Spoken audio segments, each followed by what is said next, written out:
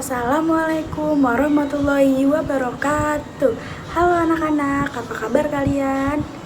Alhamdulillah, semoga kita semua selalu diberi kesehatan ya. Nah, sebelum kita mulai pembelajaran pada hari ini, alangkah baiknya dirapikan dulu ya seragamnya. Ayo dirapikan. Masukkan baju ke dalam celana dan ke dalam roknya ya. Nah, sebelum itu sudah rapi semua, pimpin doa dulu yuk. Untuk ketua kelas silahkan dipimpin doa untuk hari ini. Amin, amin, ya rabbal alamin. Alhamdulillah. Sekarang ibu absen dulu ya, siapa saja yang tidak masuk pada hari ini. Anissa, Andira, Aulia, Della, Sulis, Safira. Alhamdulillah, hari ini semuanya hadir. Nah, sekarang ibu akan memberi kalian ice breaking nih. Kalian bisa mendengarkan ibu dahulu, setelah itu kita lakukan bersama-sama ya. Mana di mana anak paling pintar? Anak paling pintar ada di kelas ini. Mana di mana anak paling cerdas? Anak paling cerdas ada di kelas ini. Semangat, semangat, semangat, semangat. Allahu Akbar. Bisa semua kan? Bisa semua dong pastinya. Sekarang kita bersama-sama yuk. 1, 2, 3. Mana di mana anak paling pintar? Anak paling pintar ada di kelas ini. Mana di mana anak paling cerdas? Anak paling cerdas ada di kelas ini. Semangat, semangat, semangat, semangat. Allahu Akbar. Alhamdulillah, udah pada semangat semua kan? Nah, di sini sudah ada lirik membuang sampah. Kita nyanyiin bareng-bareng yuk.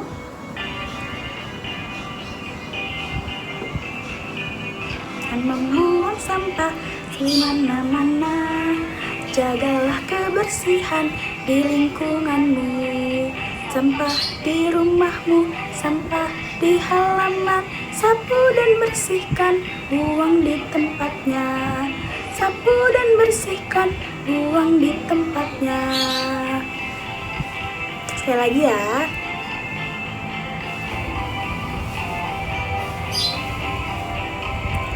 Jangan membuang sampah di mana-mana. Jagalah kebersihan di lingkunganmu. Sampah di rumahmu, sampah di halaman. Sapu dan bersihkan di tempatnya. Sapu dan bersihkan, buang di tempatnya. Nah, seperti itu. Kalau ada yang ingin mendengarkan, anak-anak bisa cari videonya di YouTube ya, judulnya Membuang Sampah karya Ate Mahmud. Oke. Nah, anak-anak, kalian bisa amati syair dari lagu Membuang Sampah ini di sini. Nah, di sini ada garis bergelombang nih. Nah, lalu ada garis lurus. Lalu bahkan ada yang lirik lagunya tidak memakai garisnya. Ini maksudnya apa ya? Nah, anak-anak, dalam kita menyanyi pasti ada yang namanya dinamika.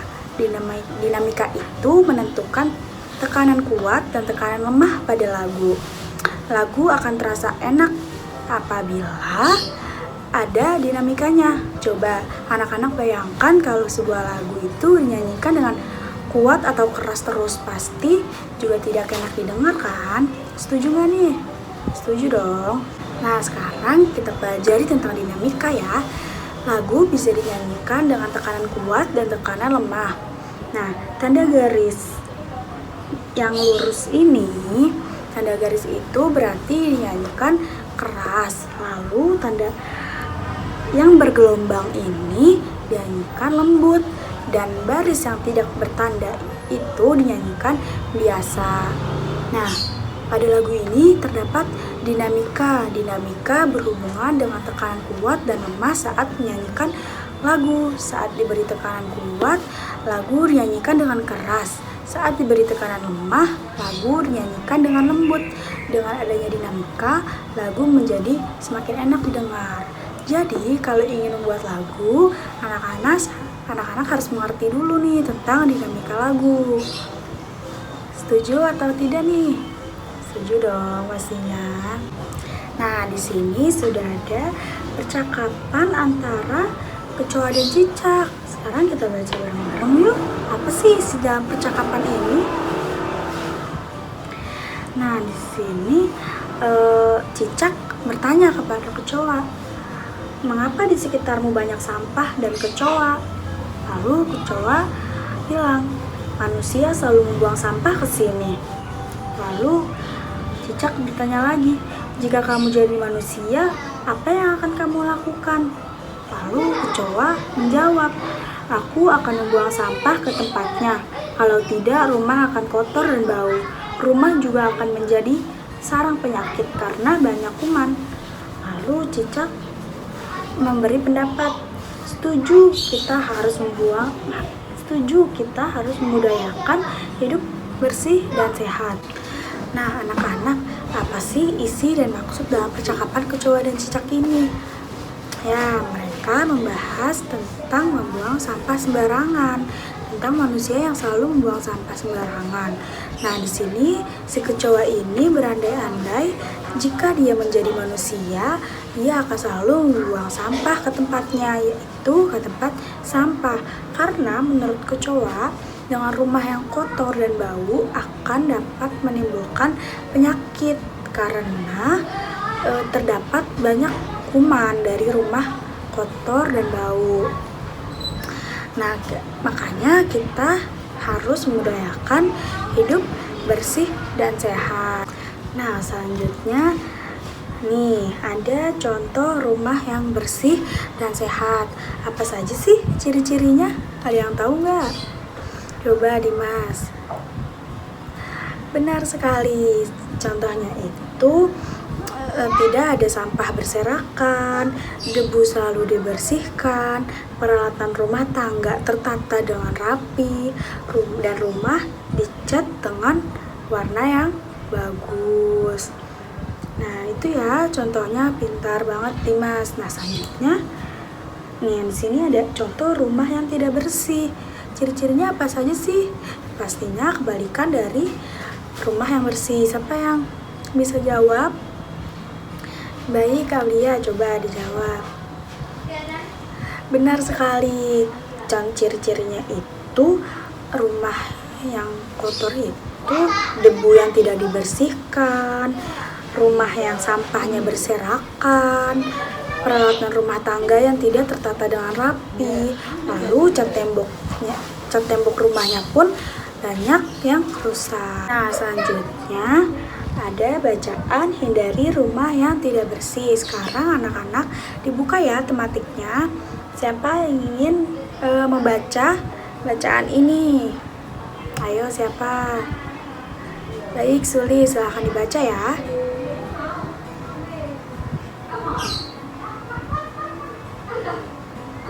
Ya, bagus sekali bacanya, sudah lancar sekali. Nah, anak-anak, dari rumah yang tidak bersih itu akan dapat menimbulkan sarang penyakit terhadap manusia. Penyebabnya itu yang tadi sudah dibacakan oleh Sulis, itu akan menjadi lesu, lemah, dan nafsu makan juga akan berkurang. Jadi, ayo kita semua hindari rumah yang tidak bersih. Nah, anak-anak, dalam bacaan tadi ini ada beberapa kosakata. Nah, di sini ada kata kotor, sampah, kuman, bau. Nah, makna dari kata kotor ini apa sih? Ya, tidak bersih atau terkena noda. Kata sampah, makna kosakatanya itu barang atau benda yang dibuang karena tidak terpakai lagi. Yang ketiga, kuman, maknanya itu binatang yang amat kecil dapat menyebabkan penyakit. Kata yang keempat ini ada bau, maknanya itu sesuatu yang kurang sedap ditangkap indera pencium. Nah, selanjutnya ibu akan memberi tugas ya, memberi kalian membuat kata, dan kata itu kalian buat menjadi kalimat. Contohnya itu kata bau, kalimatnya kaos kakiku bau karena belum dicuci. Paham nggak? Nah, contoh yang kedua itu bajuku bau karena terkena kotoran hewan. Seperti itu ya. Jadi kalian bikin satu kata dijadikan kalimat. Nanti tugasnya itu dikumpulkan ke ibu ya. Itu akan dijadikan PR. Lalu dibuat berapa kata ya? 5 kata saja. Yang harus dibuat dengan yang benar. Nah, rumah yang bersih dan sehat, perabotannya tertata rapi. Nah, di sini ada beberapa benda yang berbentuk lingkaran. Bisa dilihat ya, anak-anak. Ada uang logam, kaset CD, jam dinding, roda atau ban, piring, gelas,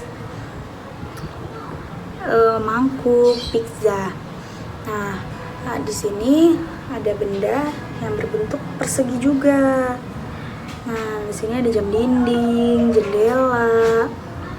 Bisa dilihat ya. Lalu, nah di sini benda yang berbentuk persegi panjang. Ada buku tulis, papan tulis, jendela.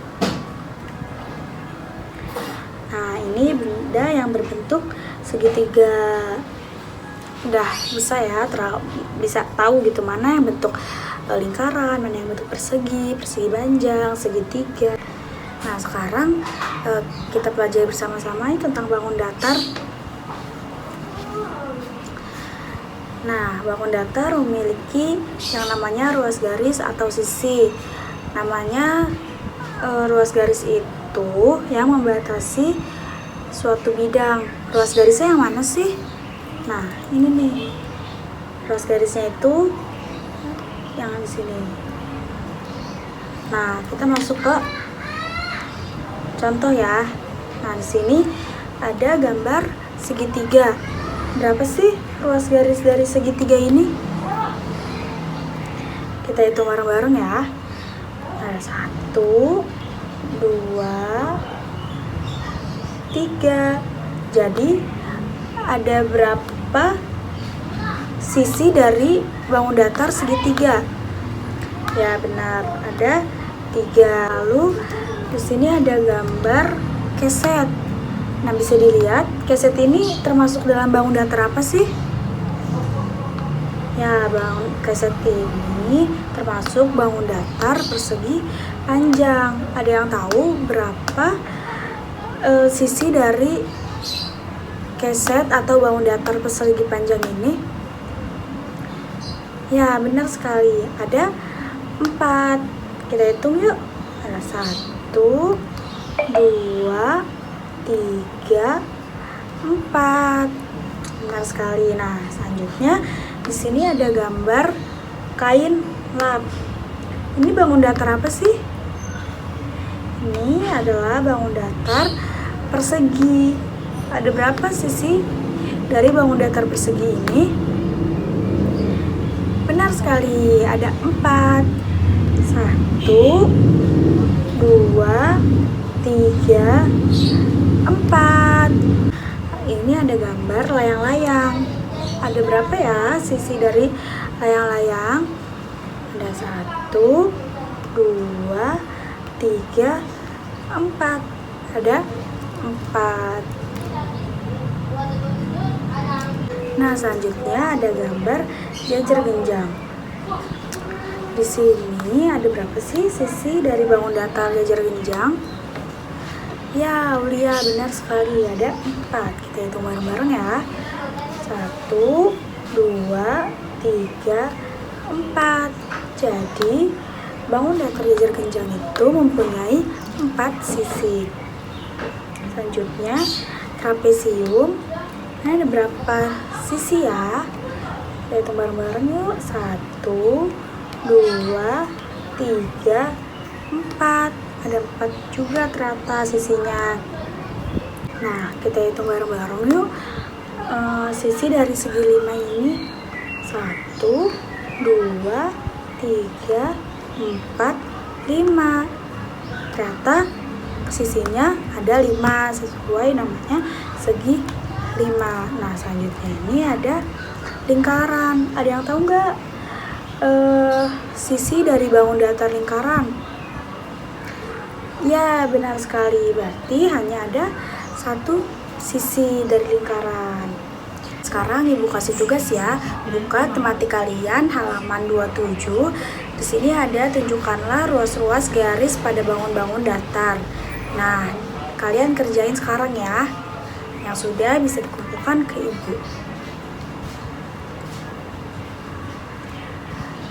Sudah selesai? Ya. Kayaknya kita cukupkan dulu untuk pembelajaran pada hari ini. Terima kasih anak-anak sudah mendengarkan pembelajaran hari ini. Semoga bermanfaat ya. Jangan lupa dipelajari lagi pelajaran yang hari ini sudah dipelajari. Nah, terima kasih. Wassalamualaikum warahmatullahi wabarakatuh.